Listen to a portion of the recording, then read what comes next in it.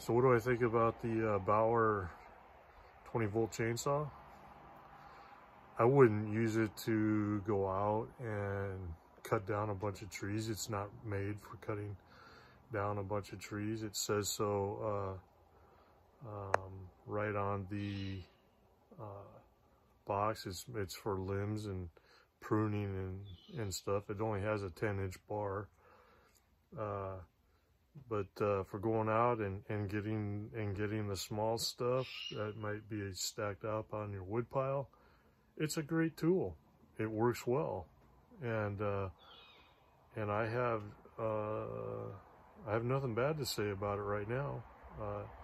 It cut a bunch of that smaller, piddly wood, and it did a good job, and the battery stayed fully charged. I made about 20 or 30 cuts with it, and I'm still at 3 bars. So they did a good job with it, and I like it. I'm going to be using it in my wood yard more often. So that's the assessment. If you want a good little chainsaw for doing small stuff,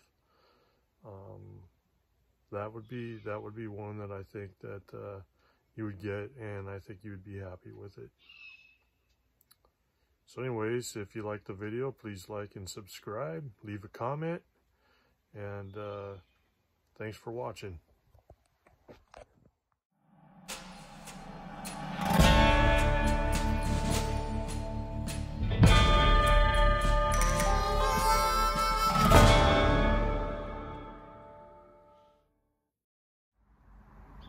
Good morning, YouTube friends and family. Today we're going to be doing an unboxing. I've never done an unboxing before, but I was out at Harbor Freight yesterday, and I saw this Harbor Freight 20-volt lithium-ion battery chainsaw. And to be honest with you, I need a little chainsaw or something that I can throw on the back of my little tractor wagon, and when I'm down in the bee yard, down there in the woods. I've got a tree that blew over in a windstorm last autumn, and I really need to get cutting it, and I just don't like bringing my gas chainsaw down there. It'll disturb the bees, and so I need something electric. I have a couple of other electric chainsaws that are a lot bigger than this, and I really don't want to use those down there either. So this was on sale. I think I picked it up for about 60 bucks. I was down there to buy the batteries anyways, because I do got some other Bauer tools, and right now they've got a really good sale going on. If you buy the battery, you get the tool for free. So I said, well, why not? Let's give this little thing a try and see what it can do. So let's get to unboxing it and see what we got. So let's open this up.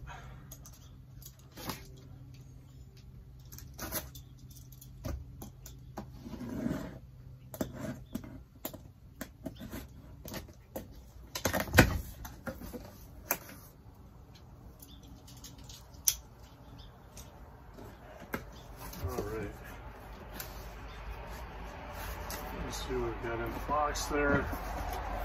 Looks like we got the motor, and the chain must be separate from this.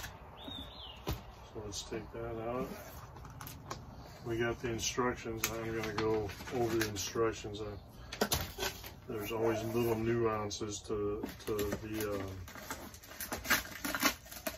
these things that a lot of people just throw the instructions away thinking that they know it all, but there's always something in the instructions that you can use. Looks like I got a little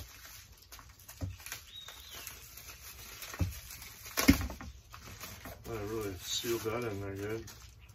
Looks like a little a little bottle of chain bar oil.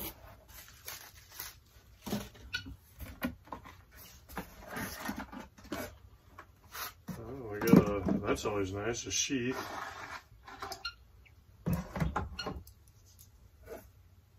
Oh, look at this.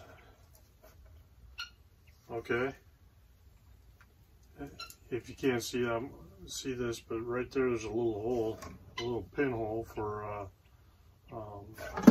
greasing the sprocket that's going to be going on. So I'll have to grease that sprocket up. That's pretty nice.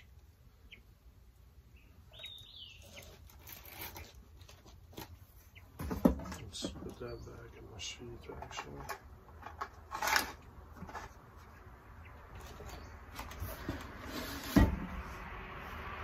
And we got the motor here. Got a little tag here that's important. Don't forget to put the oil in. Really, that's about it. Let me tell you, the first thing is it's got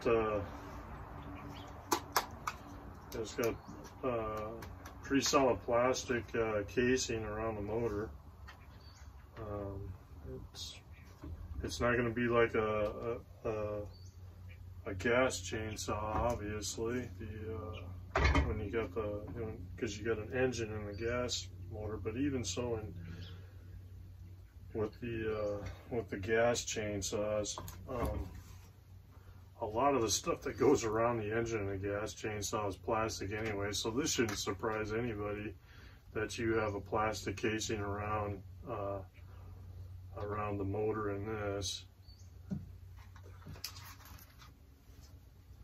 Looks like the chain brake is more for looks than for useful purposes. Probably just something to rest your hand on when you're cutting the wood there, something a little extra, I guess. I don't know. Got a place for the chain bar oil. Got a nice little sight window here that lets you know the level on the chain oil. That's really nice, to be honest with you. And it looks like the chain tensioning system is pretty easy here. It just screws off and on. Let's get that chain on there. Let's see.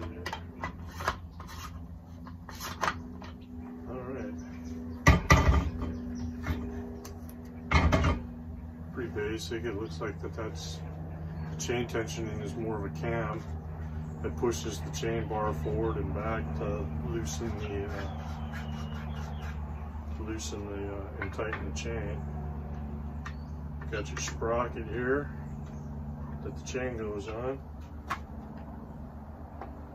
All right, let's get this assembled.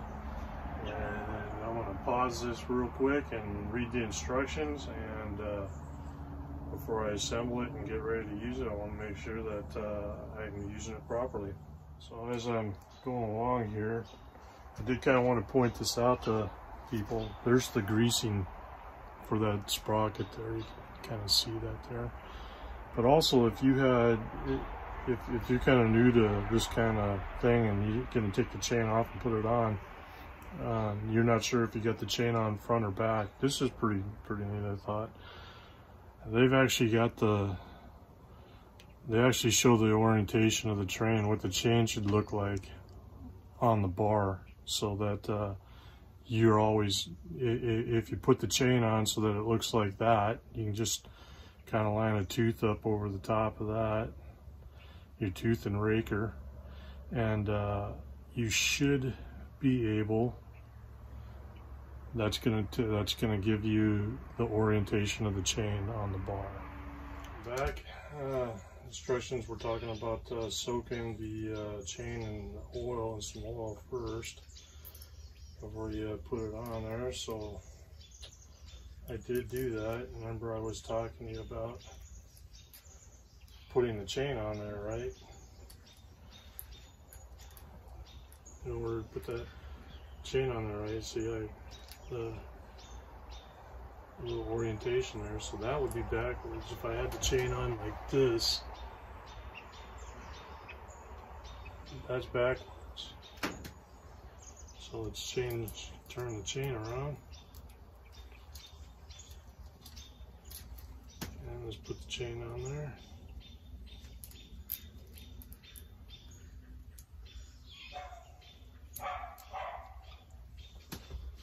You see how that's right there. See how that matches up there? The cutter and the raker just matches up the same with the graph on there.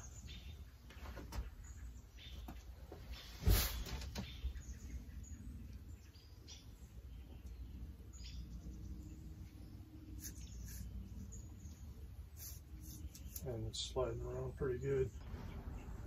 So let's put this on here so that it's good.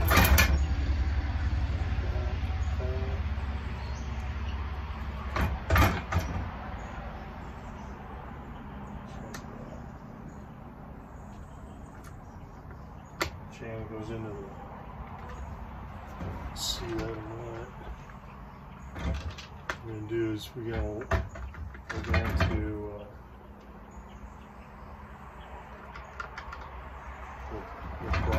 the sprocket right here. Alright, we're going to lace the chain into that and then put the chain on. So let's lace the chain into that first and then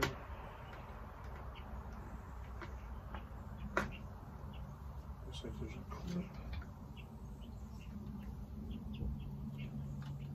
Fit like that. I'm going to push that forward, okay. So we got that on there.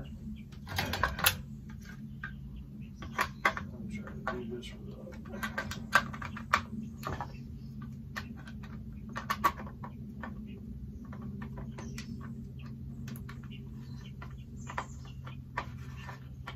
Okay, get the housing on there. I'm going to pull that chain out as far as I can.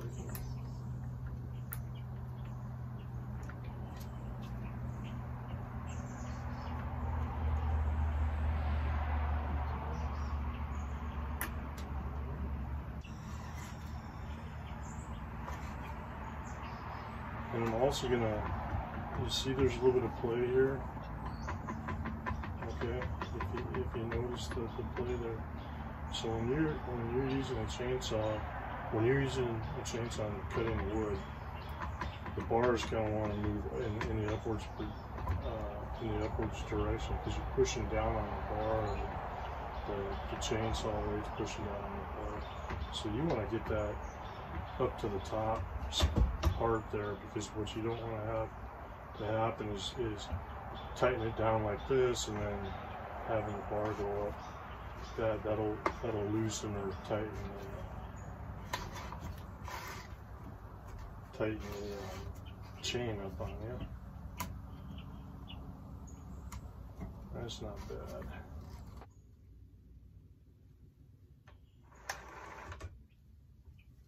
I'm gonna go with that. I mean, it doesn't seem like the tighter you go on that,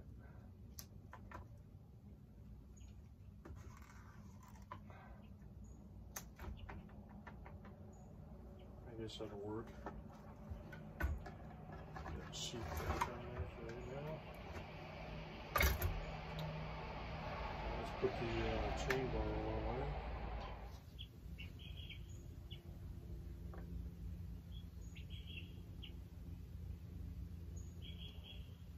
I'm pretty light for bar and chain oil.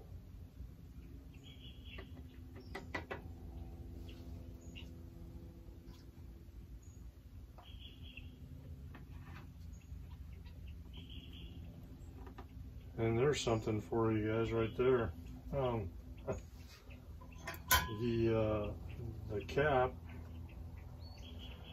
The cap for for your bar and chain oil there.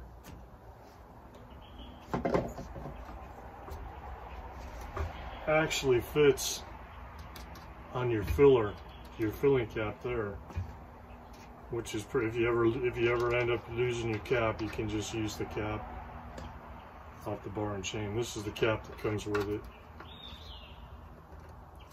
right there. And it looks like it filled it up about halfway. It's on the medium mark. You can see right here, medium mark. I really like the sight glass on this. That's pretty slick.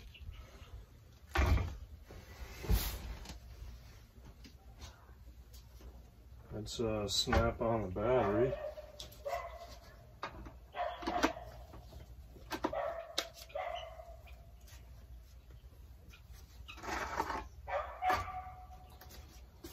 I'm used to pushing that, but obviously I don't need it. It does have a safety catch here as well. It doesn't allow you to pull the trigger until that is pulled.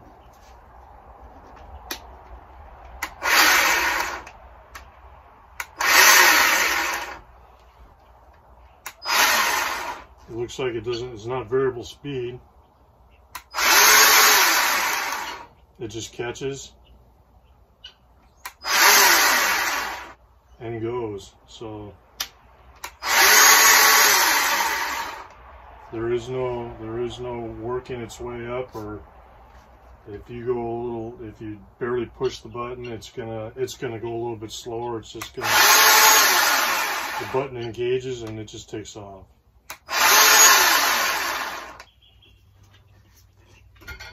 And it is working as far as the chain goes. The chain will probably loosen up as we're working it. So let's put the sheath back on there. And maybe I'll take it down to the wood pile and measure out some wood, and we'll cut a few pieces of wood down there at the wood pile. I got some limbs down there that need to be processed for firewood, and I'm really anxious to see how this works. All right, we're gonna make this real quick because it's sunny out, and my camera, I don't want it sitting out in the sun overheating. So I've already got this marked at 16. I bucked my wood at 16s. So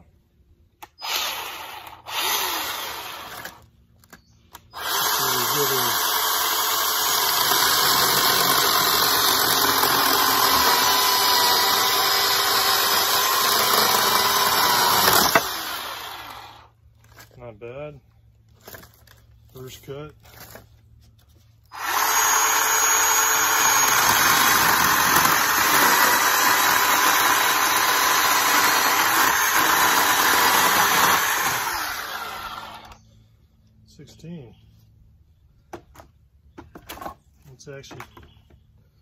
It's actually throwing off some pretty good chips. So yeah, I think this is going to work out good for me. This is good for like when you're working in the working on stuff like this, and you don't want to start your chainsaw up for like this and then have to leave it running and idling and stuff like this. This is good stuff here. It's already dried. It's ready to go. So anyways, I think I'm gonna like this tool. So here's the pile of wood that I cut with this. My phone ran out of battery, so I didn't get a chance to get this on there yesterday, but this is the pile of wood that I cut with this. Pretty good pile. And the battery is